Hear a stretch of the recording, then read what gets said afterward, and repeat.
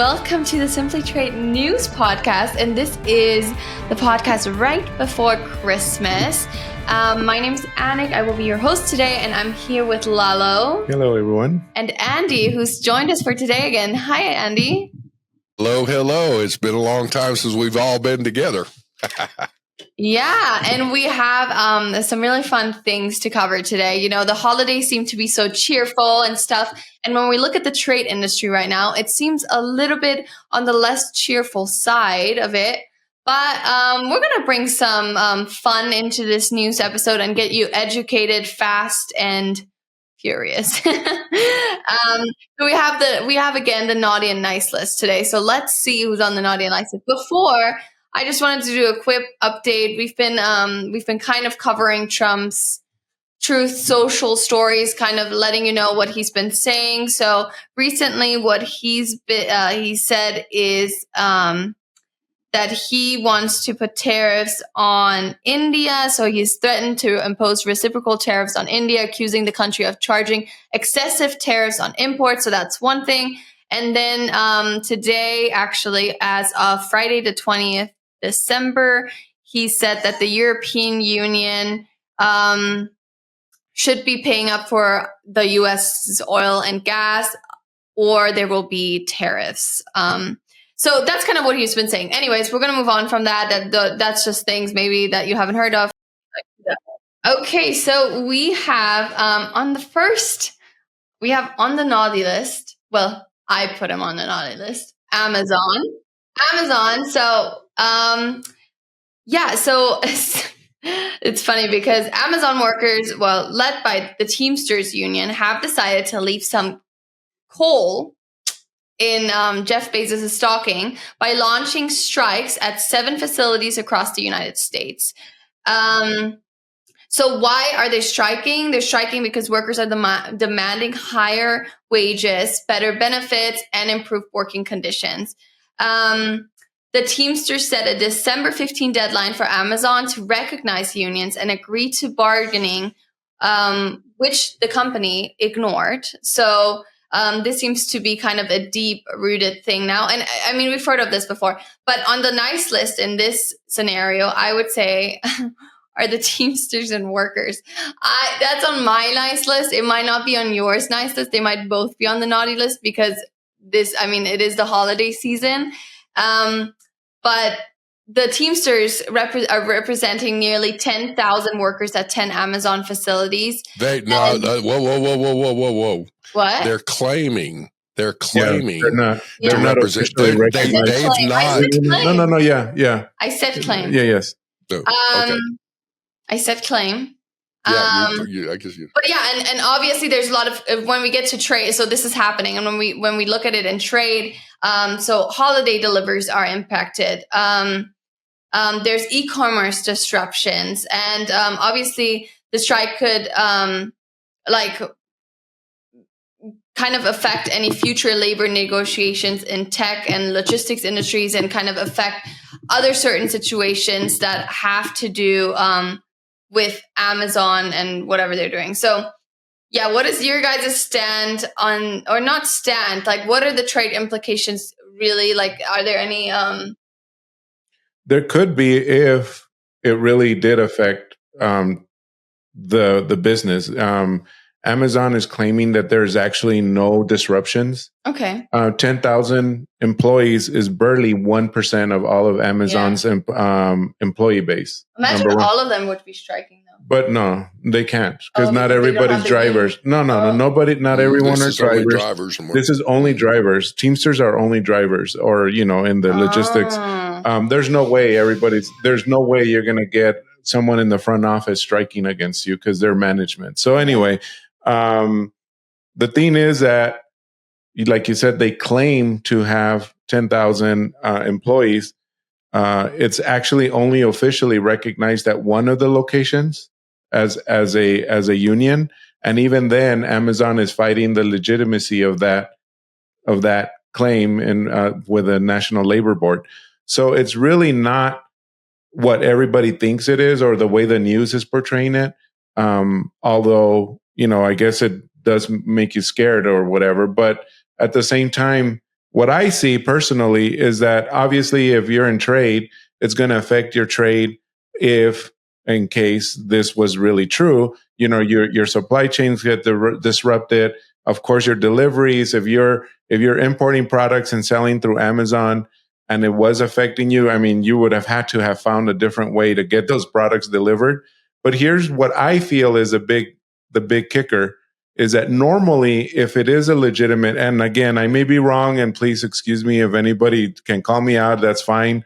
I really don't care. To me, this is just my opinion. I normally see when there's a strike at this caliber, other Teamsters uniting and binding or supporting you in solidarity. I don't see UPS drivers. I don't see FedEx drivers. True, I don't see others getting behind them and saying, hey, we're going to strike too. We're going to support you. You know what I mean? It's none of that is happening. So anyway, that's just my opinion. I mean, maybe we should put them all on the naughty list. Yeah, maybe. Sorry. There's no one on the nice list today, I don't think. Like anyone in trade is just put on the naughty. Like government, trade, naughty list. Like what? Do you guys not want presents? Well, and keep in mind, this is only isolated to Amazon in certain locations. It is, UPS, FedEx, DHL, the postal, everybody's they're running full tilt. And the locations, it's interesting. I found that where they picked to strike is the major metropolitan areas that are more, if you will, more pro blue states, whatever, New York, Chicago, Los Angeles, those kinds of areas. And as a whole, I just will tell you that they're trying to imply that they're representing everybody when in fact they don't. So they'll work it out. Here's the other thing, talking about it, the average wage rate for the drivers is running about $19.50 or so. It's almost $20. I was just looking, like FedEx drivers are around 22. UPS drivers can be, on up. They get, what I was looking there is that their annual salaries can be like $145,000, but they're working some overtime and stuff like that. So I'll just tell you that in comparison, there's a lot of flexibility with that the Amazon drivers have. You don't have to be full-time. You can work as you want, whatever. So saying all that, it'll be interesting to see how this is playing itself out. I'm not so sure that a union would be able to get anything additional for any of the Amazon drivers. Right. Yeah. And I know several people that are like either acquaintances or friends that tend to be in the logistics, that they drive, and they as they do with FedEx, normally you are not an employee of FedEx or of, in this case, Amazon. You are an independent contractor that have been given, you probably know this better, Andy, like for FedEx, you're given rights to be able to put, you buy your own truck, you buy your own delivery truck, and then you put the stickers and everything on that truck, as long as it specs that FedEx allows. But look at the driver's side, and on the back of the truck, there's always says independently owned and operated. Because actually, I did recently see a random car, and they took like they dropped off. Well, that's for Amazon. So what they do is kind of like I've never seen that before, but it was just like a random car. Here in El Paso, they started doing that, but that has been going on for years in other cities. It's like Uber. Oh. It's like Uber or Lyft. What they do is that they get a manifest every morning, and it says, "Here's all the packages." They go to the fulfillment center, load up their cars, and they just go and deliver. So again, they're independent contractors. Oh, wow. They're not actual employees of, in this case, like Amazon. Oh, really? I mean, that when I was in San Antonio and I was talking to the person who had several packages in the back of their trunk, thank goodness that my suitcases fit in there. I was like, "Hey, what's that?" And he's like, "Well, I also double as an Amazon driver." Oh my And I said, how much do they get paid for that? I don't know, but it's apparently pretty good. Again, they're getting anything from on average the $20 an hour, but they're running routes, so they get so much per package or whatever. And that's the thing, is that the individual has more control over not only their schedule, but then, as far as delivering and whatnot. I saw last night, just on a side thing, it was a Amazon delivery, and it was somebody that they were using their own vehicle. Like, I was like, well, who's this? They stopped in front of the house and they got it out. And so, on the plus side, it's like, hey, it's a way to make extra money.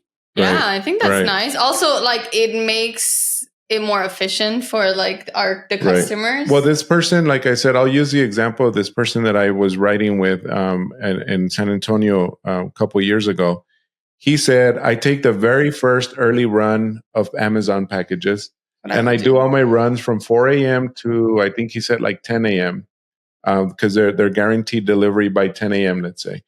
And what they do is that once they're done with all those deliveries, then they just basically turn on their Uber app and they start Ubering wherever it is that they ended up on that route. Yeah. And then they start doing runs. Oh, wow. And then if he feels up to it, he'll sign up for a late run on Amazon. So they'll do the late night run, not late night, but, evening run. But again, the way he explained is that he is an independent contractor, as are Uber drivers. They don't work for Uber. They're independent. So are the Amazon drivers. So again, only based on that, and also based on, like I said, Andy, of course, you know this better, is those drivers that have the big trucks that say FedEx. You think they're FedEx employees, but technically they're not, because they are independent. Not all of them, of course. Like the Express are employees of FedEx, but like I think the ground ones, right, Andy? Is the ground ones are the ones that ground or home delivery. The home delivery ones are the ones. And look at the trucks. Like I said, it says independently owned and operated, even though it has the big old stickers on the big delivery trucks that say FedEx or whatever. So, that's just my point. I wonder. There's a lot of companies that operate that way. A lot of trucking firms that have small package delivery type things and whatnot. So. Wow, that's a way of making money, right? Okay, well, circling back to the whole Amazon strike situation, I guess this was insightful, and really, I right now it doesn't affect a lot of people. It just affects really the Teamsters that are demonstrating and not working. And yeah, so there's not really anything to fear right now as of trade individuals. However, if the strike, and we don't know, and we don't think so, but if it does expand or continues and turns into something really big, it could leave some consumers without, gifts or whatever. But we don't think that's going to happen, right? Well, and the one thing too is they're going to try and expand this out. We'll just see how much clout that they have. But here's something to give some thought to. The Teamsters will be looking to have, if you will, full-time employees, permanent employees, things of that nature. They do not care for. It doesn't work to their best interest to allow contractors.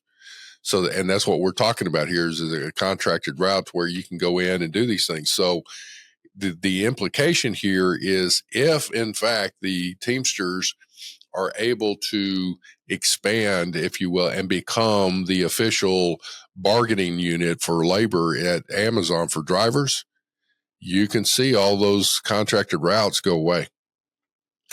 So that's just food for thought as people are looking at that. You can't have it both ways on some of that stuff. So anyway, food for thought. Yeah, thank you.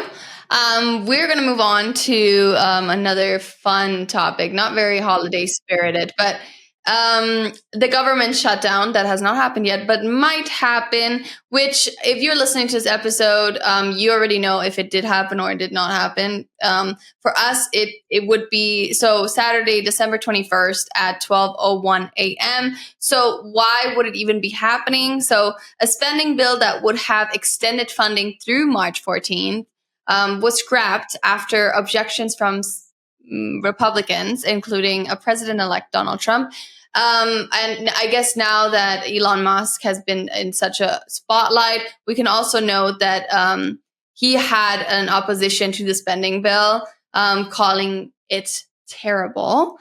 So really, all of them are on the naughty list. I'm not even saying the Democrats or the Republicans. I'm saying government in general for not being able to come to agreement, and not even. I'm not sure how to express this, but I don't even want to get into the governmental and the Democrats against Republicans. I want to talk about the trade implications and what could this shutdown mean for the people. That's really what I want to say. Well, as far as trade itself, I don't see this as having too much of an impact, because there are government entities that are considered essential. Customs is one of those. There may be a slowdown if it actually happens in the clearance of some goods and things of that nature. However, in the overall, I don't see this as having too much of an impact on supply chains yet. The interesting thing of that first bill is, they're talking about this continuing spending and to allow the government to keep functioning. The vast majority was 1,500 pages. The vast majority was loaded up with all kinds of stuff that had nothing to do with keeping the government running. It was full of pork and all kinds of crap. And then one of the things I got to say, at first I was like, oh, here we go again. But then when I started finding out a little bit more what was in the bill itself, yeah, it kept the government running. The Congress had put in a pay raise for themselves. They had also put in for additional health care benefits. But then there was these other things that were going in. It was like, well, what's this stuff for? It's ridiculous. And you can read for yourself as far as that. But there were some provisions in there that I found really interesting. Is like, what's this have to do with this bill? And of course, the bill has been killed, so it's not in there. But one of the things is in there is that the government or people in the Department of Justice or anywhere would not be able to subpoena a member of Congress for their email or their text messages. And they were making it retroactive. So if there was some nefarious things going on from a legal perspective of saying, is there some criminal activity or something going on? You would not be able to, by law, in that they would put forward, be able to see their emails and text messages. Like, well, what's up with that? You and I have to adhere to the law. Why doesn't Congress do? So that got killed. Then the second bill has been killed, and that was a stripped down, super skinny deal. So it went from 1,500 pages to about 115 pages, from what I understand. That got killed last night. So as of this moment, there's supposed to be another bill that's coming through. They're working through trying to come up with something here. So as we're looking at it, supply chain, I don't see an impact yet. Life goes on. As far as the government itself, it'll be interesting to see what happens. But I got to tell you, I'm disappointed in a lot of the congressional on both sides of the first bill, loading it up with all kinds of crap and trying to shove it in at the 9th hour here. And it got stopped. So that's, quite frankly, that's a good thing. Right. And yeah, and that's what was surprising to me also, was that it wasn't only loaded. Traditionally, people think, oh, the liberals loaded it with their pork, what is it called, Andy? Pork barrel or pork barrel? And anyway, but looking at it, it was equally loaded on both sides. So again, like Andy said, is like, come on. Secondly, like Andy said, I mean, this has nothing to do with trade, but I do also get very frustrated. Is like, hey, y'all get on our health plans and see how much we suffer, instead of adding your own health plans. What the hell? You know what I mean? It's like, live like we do, and then you'll see how we struggle and how hard it is to live on publicly available health plans. You know what I'm saying? And so meanwhile, they get all these really cushy health plans, and then like you said, a raise for what? I mean, very little has been done that has been amazingly effective in the government, yet they want to raise. You know what I'm saying? And so anyway, I'm with you on that, Andy. So what will be affected for now on the trade side? Like Andy said, very little, because CBP does need to be open. I mean, it is essential. The employees might be affected because they might be they might not get a paycheck. They have to work for free, basically. Lovely. What a great holiday season. Happy holidays. If you look at it, though, look at the timing here. You've got vacations, you've got things like that are coming into place. So, right. I mean, the timing on this, they have a little bit of time before it really hits their pay. Right. Yeah. But as a whole, I don't see them getting shorted because they'll make it retroactive. And no, they will make it retroactive. You're right. It will be retroactive. The only ones that I do see, and then if you all want here, the listening audience, if you all want, go back to around September, late August maybe of 2023. We had a really good episode with NCBFAA, and pretty much everything they said is same thing here. Some government agencies might be affected, like that are not considered essential. So these are the PGAs or OGAs. I mean, depending on if you're old school or new school. But anyway, that may be slimmed down dramatically, where somebody's not there to give you an answer right away, but their websites will continue to operate. There will still be support and help through their websites. Like the EPA, for example, they probably very likely will not be kept open fully. But what does that mean? Maybe there's some chemicals that you're importing and they're going to be a little delayed, and so they're going to be held a little longer. So there's things like that, but it'll still clear customs, but customs may flag it for like an inspection or a clearance through another government agency, and that government agency may not be operating fully. So it's going to take a while to get cleared. So it may not be a big deal. I'm hoping this is coming out on Monday, and I'm hoping everybody's going to say, what are these idiots talking about? Because there was a bill passed. You know what I mean? So let's hope there was. I know, that's why I'm saying. I mean, we're covering news stories right now, but when you're reading it, it seems like it's the darkest hour. Like if you're reading the Amazon, if you're reading the shutdown, and so, but like even just listening to y'all talk, it's like, okay, there's a fresh light. It's not as bad. So I'm hoping that everyone listening kind of remembers that even though the news give you really the grayest gray, or they try to really play it to where it's super dark, so you keep reading the news. Let me add this. It may be pretty dark for others. Yes. Yeah. For other non-trade industries, like people who count on government checks, that's going to slow down or be, it's going to dry up, so yes, or if you're a politician, like you're probably not in the best light of day. Yeah, you're not going to get that bump in pay or whatever, right? Yeah, but remember, whether you're an Amazon worker on a strike or a politician trying to really just keep the government's lights on, it's important to just check your list twice this holiday season. And I want to leave you with that. But I do have and thank you guys, because I feel like this was insightful. It's a little bit light. It seems like we're making these topics a little bit lighter and easier to understand. Right. I mean, for me at least, I hope for you as well. Whoever's listening in their car, at work, in bed, wherever you may be listening. I do have a fun fact for you, or whatever. It's just a little bit of a fact.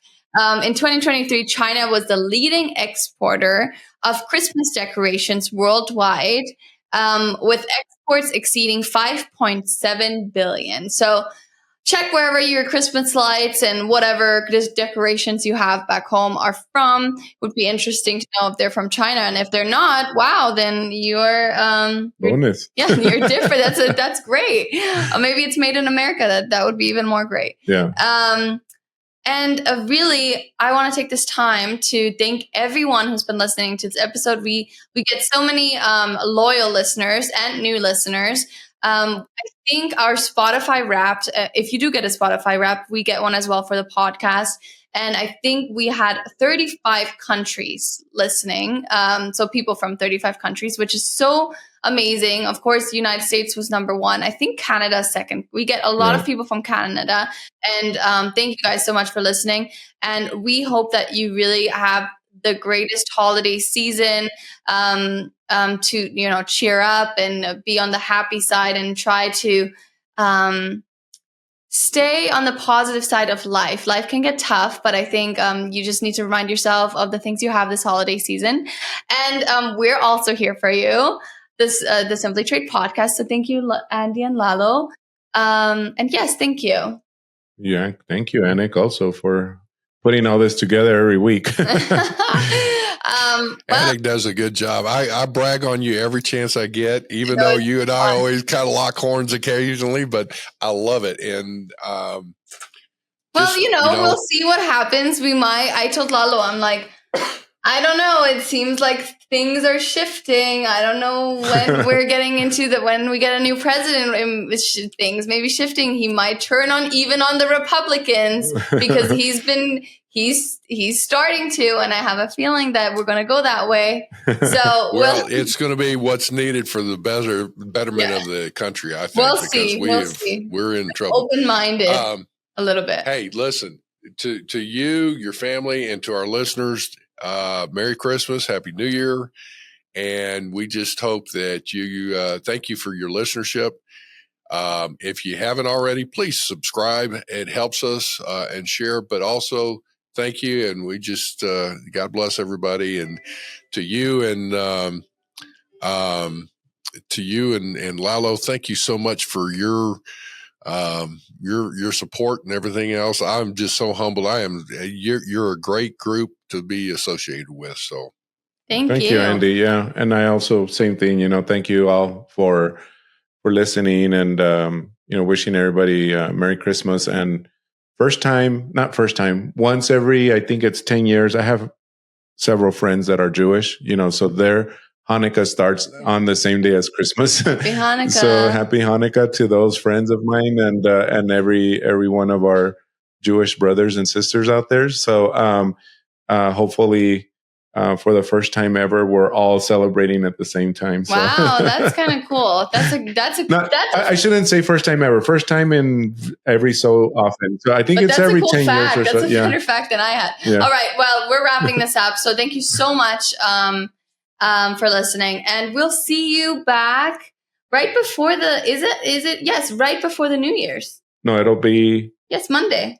Because New Year's on a Tuesday, so. Oh yeah, you're right. Yeah. Right before New Year's. Yes. You get to celebrate some New Year's. You don't get to celebrate with us, but the day before you get to listen to us and see what we have to say. And I think you should. So yeah, we'll know what happened with the strike. So. Yeah, I mean, and the shutdown. Exactly. Okay. Well, have a great day. Bye. Yes. Bye.